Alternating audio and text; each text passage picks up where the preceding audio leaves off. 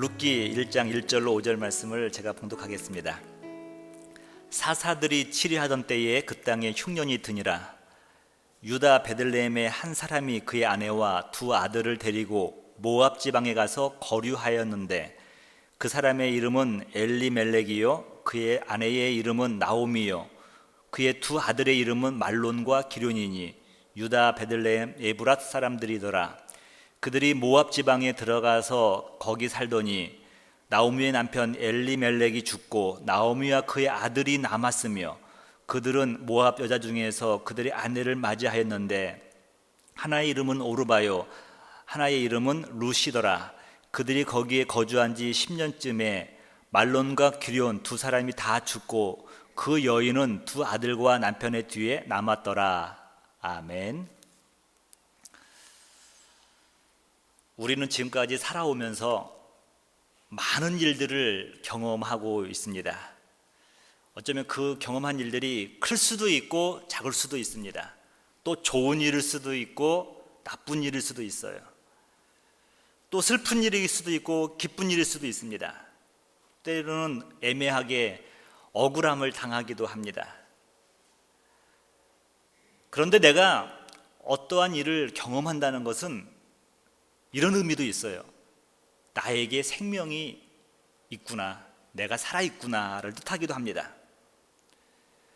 그리고 우리가 잊어서는 안 될 것은 어떤 일이든지 우리가 경험한 일은 무의미한 것은 없다는 것입니다. 그 일이 무슨 일이든지 간에 어떤 일이든지 간에 우리는 최소한 그 일을 통하여서 한 가지 이상 교훈과 깨달음을 얻을 수 있습니다. 그래서 여러분, 좋은 환경만 우리가 구하지 말고 때로는 열악한 환경일지라도 그 환경이 때로는 우리에게 스승이 될 수 있다는 것을 알아야 됩니다. 오늘은 룻기를 통하여 성경의 맥을 한번 잡아보려고 합니다. 1절에 보니까 우리가 읽었던 것처럼 사사시대라고 말을 하고 있어요. 사사시대라는 단어가 딱 떠오르면 여러분 마음속에, 왜냐면 이게 암흑시대다. 왜 그렇습니까? 하나님의 말씀과 이상이 보이질 않는 시대예요. 대표적으로 이런 표현하고 있습니다. 사사기 21장 25절에 보니까 왕이 없으므로 사람마다 자기 소견에 옳은 대로 행하였더라. 우리의 영원한 왕은 하나님이신데 하나님 신앙을 잃어버린 겁니다. 또 자기를 통치해 줄 강력한 왕도 없어요. 자기가 옳아 생각하기에 옳은 일을만 한 겁니다. 영적 암흑기죠. 이때에 오늘 본문의 주인공 나오미는 그 베들레헴에 살고 있었습니다. 베들레헴은 더 하우스 오브 브레드, 떡집이란 뜻이에요. 떡집. 근데 참 재미있는 게 뭐냐면 이 떡집이면 떡이 넘치는 집인데 이 떡집에 흉년이 들었다는 것입니다. 그래서 떡집에도 베들레헴에도 흉년이 들 수 있구나라는 걸 알아야 돼요. 여러분, 우리가 무엇인데 항상 내일이 잘 돼야만 하겠습니까? 때로는 힘든 일도 억울한 일도 오게 되어 있죠. 그런데 이 흉년이 얼마나 극심했던지 한 사람이 아내와 두 아들을 데리고 모압 땅으로 이민 갑니다. 그 사람의 이름은 엘리멜렉이라고 그랬어요. 성경에 엘리멜렉. 이 이름의 뜻을 보니까 재밌어요. 하나님은 나의 왕. 하나님은 나의 왕. 사사시대 왕이 없으므로 자기의 소견대로 행하고 뭔가 좀 부자연스러운 것 같아요. 하나님은 나의 왕이라고 고백하면서 환경이 열악해지니까 하나님의 약속의 땅을 떠나서 모압 땅으로 가고 있는 것들, 엘리멜렉, 바로 이게 이러한 상황들입니다. 여러분, 이런 생각도 해봐요. 얼마나 힘들었으면 그 힘든 이민을 생각했을까. 여러분, 지금부터 이민 이야기가 시작되는데 아마 저와 여러분들은 좀 동감하는 부분이 많이 있을 것 같아요. 이민이라고 하면 뭔가 좀 더 나은 삶을 기대하는 겁니다. 지금보다 좀 더 낫거나 아니면 삶에서 인생 성공을 꿈꾸면서 아니면 나는 좀 고생하더라도 자녀들에게 좋은 교육 환경을 만들어주고 싶은 마음에서 이민을 생각하는 겁니다. 엘리멜렉이 그런 사람이었습니다. 모압 땅에 정착한 나오미와 엘리멜렉은 그들의 바람처럼 일이 진행되질 않는 거예요. 가자마자 남편이 시름시름 앓더니 엘리멜렉이 죽고 말았습니다. 남편이 죽은 거예요. 그래서 나오미는 서둘러서 두 아들을 모함 여인에게 장가드립니다. 하나님은 하나님의 백성들끼리, 믿음의 자녀들끼리 결혼하기를 원하는데 너무 마음이 급해지니까 그런 걸 다 잃어버린 거예요. 나오미가 모함 여인들에게 아들들을 주는 겁니다. 그러면서 아마도 안도의 한숨을 쉬었을지도 모르죠. 그런데 이게 웬일입니까? 더 나은 삶을 기대했는데 일이 자꾸만 엉뚱한 방향으로만 흘러가는 겁니다. 남편과 같이 두 아들도 시름시름 앓다가 죽고 말았습니다. 하루아침에 날벼락을 맞은 거죠. 남편도 그렇고 자녀들도 그렇고. 여러분, 자녀가 죽으면, 먼저 죽으면 어머니의 그 부모의 가슴이 묻는다고 그러잖아요. 여러분, 그 여인의 슬픔 여러분 상상이나 볼 수 있겠습니까? 잘 먹고 잘 살고 자녀 교육도 잘 시켜 보란듯이 금이 환양을 하고 싶었는데 모든 계획이 물거품이 되고 만 겁니다. 아마 자책했을지도 모르겠어요. 내가 하나님 앞에서 얼마나 큰 죄를 지었으면 하나님 나에게 이런 일을 허락하셨을까? 아마 나오미는 자기의 가슴을 치면서 날마다 눈물의 삶을 살았을지도 모릅니다. 근데 우리가 여기서 한 가지 짚고 넘어갈 것이 있는데 뭐냐면 이거예요. 만약 나오미 겪은 이야기가 단순하게 잘 먹고 잘 살고 한 여인이 당한 불행한 일, 시집장가 가는 이야기, 이런 살고 죽는 이야기라고 한다면, 이게 전부라고 한다면 굳이 엘리멜렉의 이야기와 나오미 이야기가, 이 가정 형편사가 성경에 굳이 기록될 이유가 없다는 것입니다. 왜냐하면 나오미보다 더 힘든 역경을 살아가고 어려움 당하는 사람들이 우리 주위에도, 지금 네팔에도 얼마나 많이 있습니까? 우리 한국의 작년에 세월호만 생각하더라도 여러분 그 부모들 여러분 그 마음 여러분들 헤아릴 수 있겠습니까? 그리고 더 슬픈 사람들 많아요. 그렇다면 왜 이 슬픈 이야기가 성경에 기록되어 있습니까? 우리는 성경 전체 맥락에서 한번 살펴보려고 합니다. 여러분, 성경은 하나님의 사랑 이야기예요.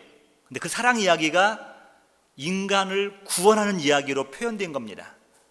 그래서 죄인이 하나님의 은총을 입어서 구원받는 이야기, 이보다 더 큰 사랑 이야기는 없죠. 그렇다고 한다면 우리가 이 룻기를 읽으면서도 우리의 관점을 조금 바꿔볼 필요가 있습니다. 불행한 나오미의 가정 이야기를 통하여서 하나님이 어떠한 메시지를 저와 여러분에게 주시기를 원한다는 것입니다. 오늘은 그 메시지를 몇 가지 붙들고 은혜를 나누려고 합니다. 첫 번째 주실 메시지가 뭐냐면 이거예요.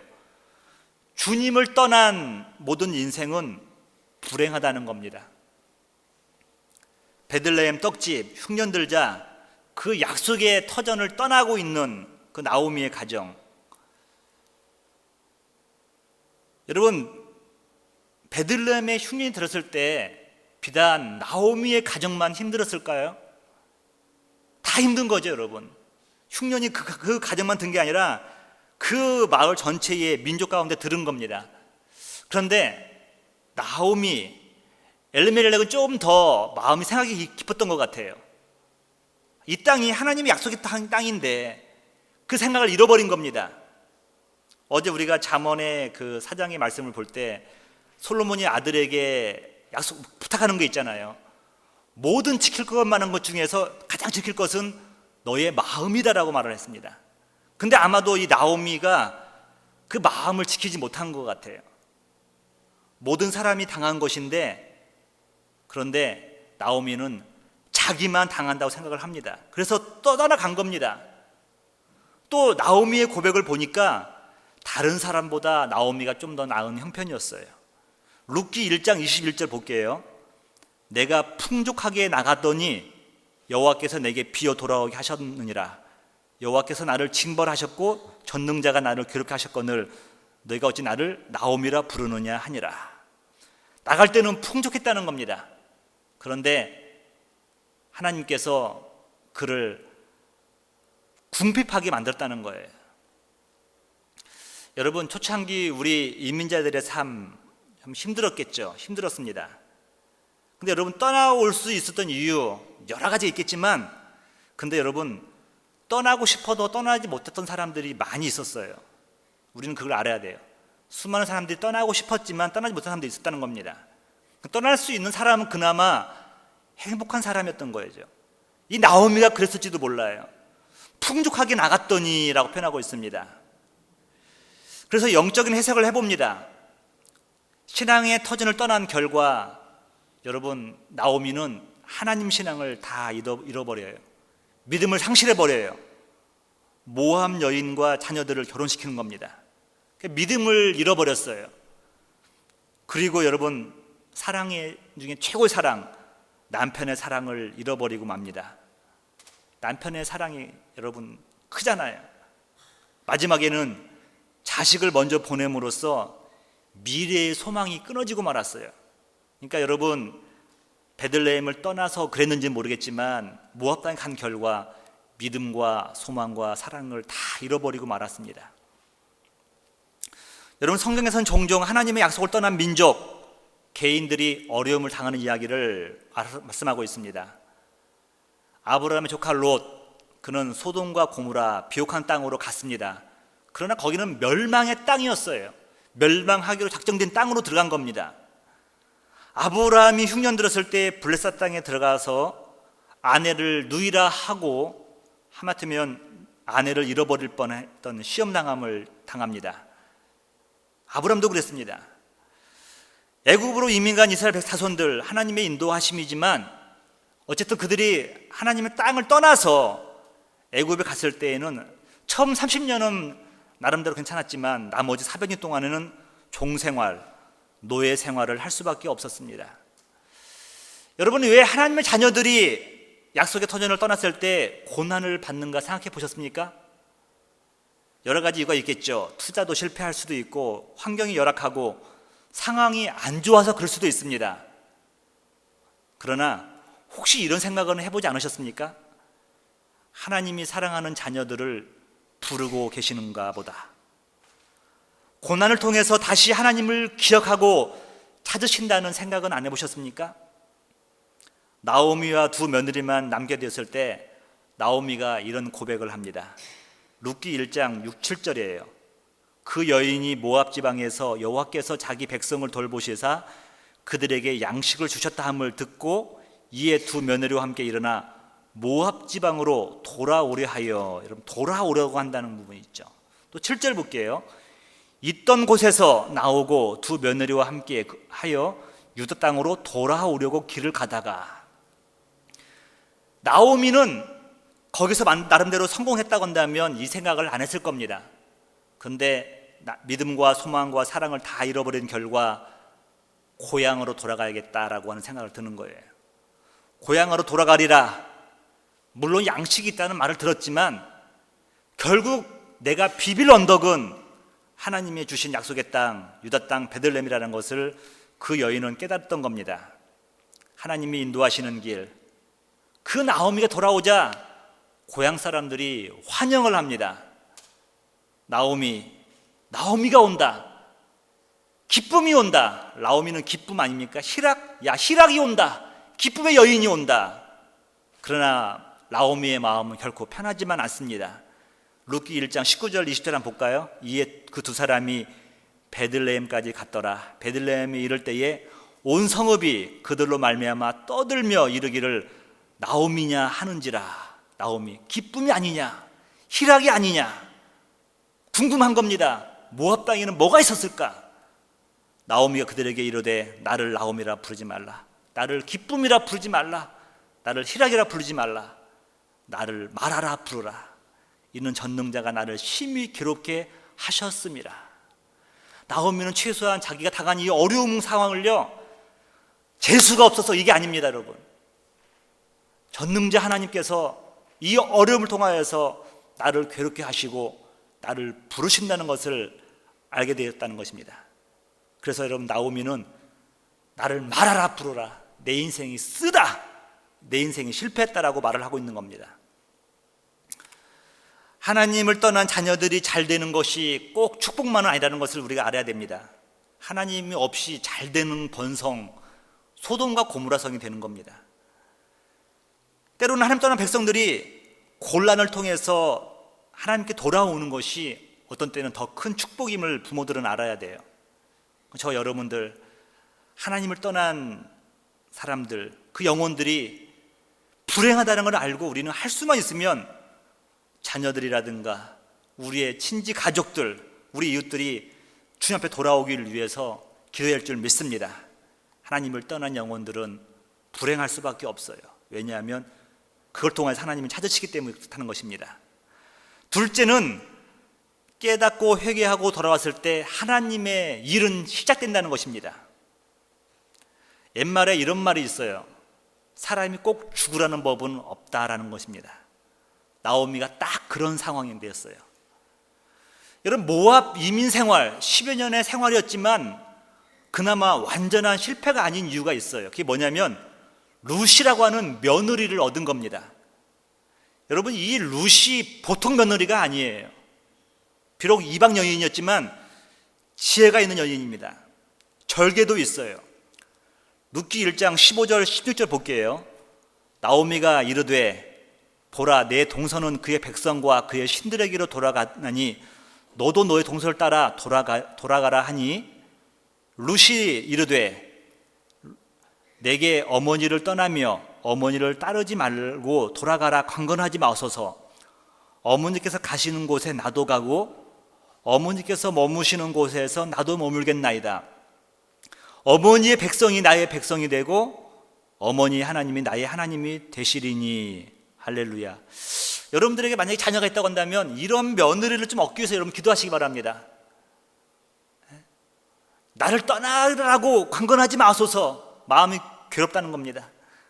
어머니가 가는 곳에 나도 가고 어머니의 나라가 내 나라가 되고 어머니의 백성이 내 백성이 되고 어머니의 하나님이 바로 나의 하나님이 되는 겁니다. 여러분, 이런 여인 유대 땅에는 있었을까요? 이 이방 여인의 신앙 담대함, 어머니 나라가 내 나라, 어머니 하나님이 내 하나님, 이런 며느리 딸이라고 한다면 모압 땅에서의 10년의 그 삶이 결코 헛된 것만은 아닌 것 같습니다. 폭삭 망했다 싶었는데 하나님의 계획은 지금부터 진행되는 거예요. 룻기 1장 20절 볼까요? 나오미가 모압 지방에서 그의 며느리 모압 여인과 룻과 함께 돌아왔는데 그들이 보리 추수 시작할 때에 베들레헴에 이르렀더라. 여러분, 씨를 뿌리러 올 때는요 춘공기라서 배고프잖아요. 그럼 얼마나 좀 이렇게 괴로워요. 근데 그들이 회개하고 돌아오는 순간 보리를 추수할 때라는 겁니다. 여러분, 이것이 영적인 그런 해석으로 보자고요. 지금까지는 하는 일마다 안 됐어요. 주님을 떠난 인생이 잘 될 리가 없죠. 근데 이런 거예요.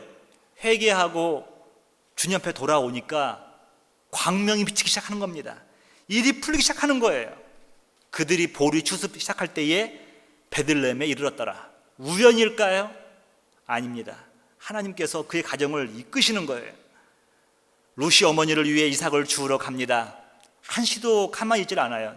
굶어 죽을 수는 없으니까 이삭을 주우러 가는 겁니다. 여러분, 하필이면 가도 먼 친척벌인 보아스의 밭으로 가는 겁니다. 여러분, 이게 우연이라고 한다면 우리가 재미없어요. 보이지 않는 하나님의 강건하신 인도하심이 있는 겁니다. 그리고 보아스의 눈에 띄게 되었고 보아스로부터 큰 환대를 받습니다. 여러분, 이때쯤 되면은 신앙의 어미라고 한다면 일상적인 일을 영적으로 해석할 줄 알아야 된다는 겁니다.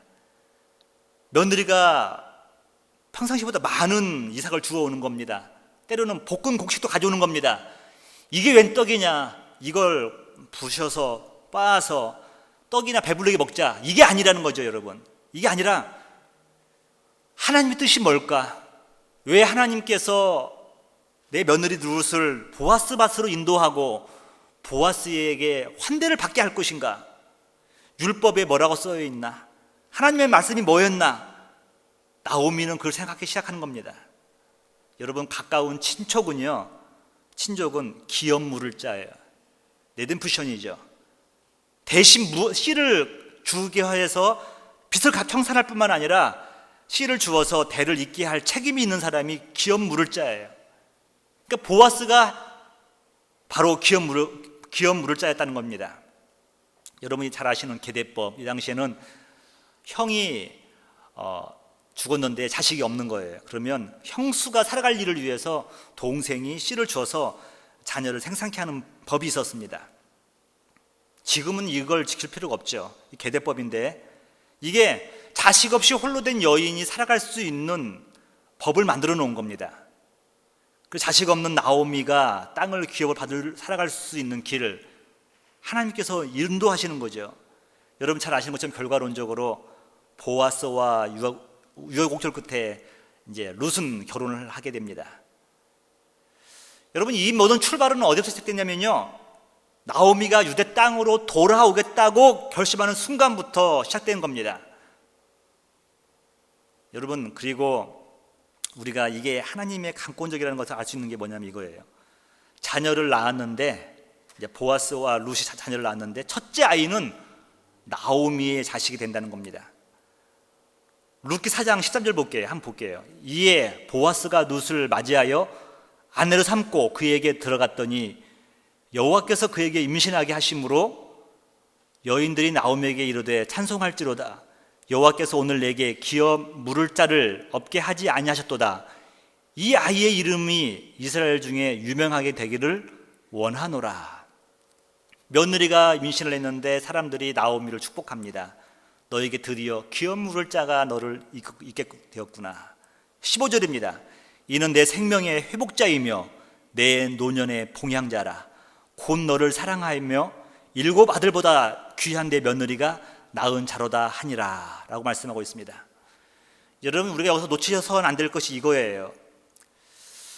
하나님은 단순히 나오미가 회개하고 돌아오니까 노년을 편하게 먹고 살게 하기 위해서 이 이야기를 주셨다고 생각한다면 이 이야기는 윤리적, 도덕적, 기복적인 설교밖에 안 된다는 것입니다.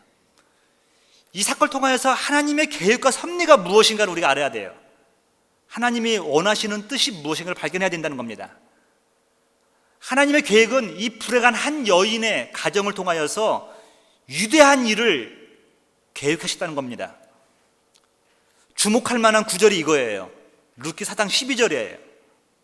뜬금없이 이런 말씀을 하는 겁니다. 여호와께서 이 젊은 여자로 말미암아 내게 상속자를 주사 내 집이 다말이 유다에게 낳아준 베레스의 집과 같게 하시기를 원하노라 하니라. 여러분, 이 말씀을 읽을 때마다 배경을 아시는 분은 가슴이 뜨끔하는 거예요. 다말이 유다에게서, 이렇게 말하면 감각이 없어요. 뭐냐면 며느리가 시아버지와 동침하여서, 며느리가 시아버지와 동참하여서 낳은 자녀가 베레스라는 겁니다. 오늘날로 말하면 폐가 망할 집이죠, 여러분. 이런 집이 어디 있습니까, 여러분? 그런데 그 나오미를, 룻을 축복하는데 다말이 유다에게서 낳아준 베레스의 집과 같이 되기를 원한다. 여러분, 이게 무슨 말이는 겁니까? 여러분, 동네 여인들이 모여서 쑥덕거리면은 좋은 일보다 나쁜 일들이 일어날 확률이 참 많아요. 그런데 역사적으로 이 이야기, 이들의 이 고백은요, 너무도 아름다운 이야기예요. 왜냐하면 이 이야기 가운데 하나님의 구원의 계획과 섭리가 다 내포되어 있는 겁니다. 시아버지의 씨를 받아서 며느리가 임신한 이야기가 뭐가 아름답습니까? 그러나 이것보다 더 소중한 이야기가 없어요. 왜냐하면 그 다음 얘기를 보면 알아요. 여러분, 룻기 4장 18절 볼게요. 베레스의 계보, 바로 며느리가 시아버지의 씨를 받은 얘기를 말하는 겁니다. 계보는 이러하니라. 베레스는 헤스론을 낳고 헤스론은 람을 낳고 람은 아비나답을 낳았고 아비나답은 나손을 낳았고 나손은 살몬을 낳았고 살몬은 보아스를 낳았고, 보아스 룻의 남편이죠. 보아스는 오벳을 낳았고 오벳은 이새를 낳고 이새는 다윗을 낳았더라. 여러분, 이게 지금 어떤 역사냐면 다윗 왕의 역사예요. 다윗 왕의 역사는 곧 메시아의 역사인 겁니다. 하나님은 한 여인을 모압 땅으로 보내셔서 고생을 진탕하게 만드시고 돌아오게 하셔가지고 이 일을 꾸미시고 이 일을 계획하신 것을 우리가 볼 수가 있습니다. 하나님은 이방 여인을 통해서 나오미의 가문을 인도하셨습니다. 더 나아가 하나님이 오시는 통로로, 예수님이 오시는 통로로 이 여인을 사용하신 겁니다. 여러분, 이게 무슨 의미입니까? 죄인의 혈통에서 구원자가 오신다는 거예요. 유대인의 관점에서는 깜짝 놀랄 일입니다. 어떻게 죄인 중에 그 역사, 죄인의 역사에서 메시아가 올 수 있냐 말입니다. 그러나 여러분, 모압 여인, 소돔과 고모라에 샀던 그 여인이었지만, 그러나 주님은 그 여인을 통해서 고백받으시고 예수님이 오는 통로가 되게 하셨다는 것입니다. 이게 하나님의 생각이 우리의 생각을 초월하는 것입니다. 그래서 이런 생각을 하는 거예요, 여러분. 우리 자녀들이, 때로는 우리 주위의 사람들이 주님을 믿다가 실족하여서 떠난 사람들이 있어요. 근데 언젠가는 주님은 분명히 그들을 부르시고 그들을 통하여서 하나님의 일을 하실 줄 믿습니다. 이게 지금 룻기를 통하여서 보여주시는 이야기예요. 마지막입니다. 마지막으로 이제 우리의 삶을 통하여서 하나님은 일하시고 계시다는 사실을 믿어야 된다는 겁니다. 우리를 통하여서도 일하신다는 거예요. 하나님은 불행한 나오미와 룻을 통해서 인류의 구원자가 오시는 통로를 만드셨고 계획하셨습니다. 지금 우리 각자의 삶을 통해서도 하나님은 당신의 뜻과 목적을 갖고 계시다는 것을 우리가 알아야 됩니다. 결코 나만 잘 먹고 잘 사는 이야기가 아니에요. 룻이, 나오미가 배부르게 먹었던 그 얘기가 아니에요. 저와 여러분들도 알아야 됩니다. 하나님이 우리를 이 땅으로 보내신 이유가 뭘까? 사명이 있다는 겁니다. 붙잡을 사명이 있다는 거예요. 근데 여러분, 사명이라 한다고 해서 거창한 것만 아니라는 겁니다. 나오미와 룻, 유대 사회에서 십장가 가는 이 얘기예요. 너무도 흔한 일상이에요. 그 일상 가운데서 하나님께서는 당신의 목적을 성취해 가신다는 겁니다. 여러분, 제가 요즘 계속 자녀들 얘기를 하지만 사실 우리 자녀들을 보면 걱정이 한아름이지 않습니까? 신앙생활을 하는 것도 보아도 그렇고 사회생활 하는 것도 봐도 그렇고, 또 우리 고국을 생각해 볼 때마다 한숨이 나와요. 고국의 정치, 경제가 어떻게 돌아가는가, 그 꼴을 보면 가관이 아니지 않습니까? 그러나 하나님은 말씀하시는 겁니다. 그건 우리 생각, 너희 생각이고 내 생각은 다르다는 거죠. 나는 결코 내 백성을, 내 자녀들을 한 번도 포기한 적이 없다는 것이 하나님의 말씀인 것입니다. 나는 너희 자녀들과 나라와 너희 민족과 열방 가운데서 그들의 삶을 통하여서 나만이 유일한 하나님이심을 고백받고 말겠다는 것이 하나님의 뜻인 것입니다. 나오미와 룻은 자신의 혈통을 통해서 예수 그리스도가 오는 것을 알지 못했어요. 그러나 하나님은 그들을 알지 못했을지라도 그걸 계획하시고 이끌어 가시는 겁니다. 마찬가지로 그저 우리는 일상적으로 하루하루를 하나님을 섬기고 예배하면서 살아갑니다. 이웃을 사랑하고 또 우리 맡겨진 일을 하면서 부모님도 공양하고 우리는 그저 소시민으로 살아갈 뿐입니다. 그런데 우리는 알지 못하지만 하나님은 그 일 통하여서 위대한 일을 계획하시고 실행하고 계시다는 걸 여러분 아십니까? 여러분, 우리가 하는 일들이 하찮은 일이 아니에요. 나오미와 룻이 시대가 가는 길, 보통 평범한 일이었지만 그걸 통하여서 메시아가 왔던 것처럼 우리들의 흔한 일을 통하여서, 일상을 통하여서 하나님은 지금도 일하시고 역사하신다는 것을 여러분 믿으시기 바랍니다. 그래서 우리는 하루하루가 소중한 거예요. 우리 하나님은 일을 성취하시는 하나님이라고 고백하고 있습니다. 예레미야 33장 2절이에요. 이를 행하시는 여호와, 그것을 만들어 성취하시는 여호와, 그의 이름을 여호와라는 이가 이와 같이 이르시되 라고 말씀하고 있습니다. 여러분, 우리 교회를 통해서도 하나님께서 일하실 줄 믿습니다. 우리가 장학 사업을 하는 거, 홈리스 사역을 하는 것들, 네팔에 구제비를 보내는 것들, 이것은 너무나 작은 일이도 불과할지 모르겠지만, 그러나 이런 과정 속에서 하나님은 더 큰 일, 영혼 구원하는 일을 계획하고 계시는 겁니다. 이러한 소소한 일을 통해서 하나님의 일은 진행되는 것입니다. 자녀 낳고 기르고 뒷바라지하는 일이 결코 아무것도 아닌 게 아니라는 겁니다. 하나님께서 이를 통하여서 당신께서 계획하신 일을 진행해 가신다는 것입니다. 말씀을 정리합니다. 사랑하는 교회 여러분, 이제 우리는 무슨 일을 만나든지 만사형통한 이유를 알아야 됩니다. 그건 뭡니까 여러분? 하나님께서 우리가 경험하는 그 일을 통해서 당신의 뜻을 이루어 가시기 때문입니다. 그래서 우리는 이제 원망이 아닙니다. 눈물이 아닙니다. 오히려 우리는 무슨 일을 만나더라도 여호와께서는 성취하시는 분이구나, 일을 이루어 가시는 분이구나, 도리어 우리는 기쁨과 감사로 그분 앞에 나갈 수 있는 것입니다. 우리는 이렇게 기도해야 돼요. 주님, 우리의 소소한 일상들을 통하여서 당신의 위대한 일을 펼치옵소서, 이루시옵소서. 이렇게 날마다 고백하며 나가는 여러분 되시기를 주님의 이름으로 축복합니다. 다 같이 일어나셔서 나의 갈 길 다가도록 부르시면 절단하겠습니다.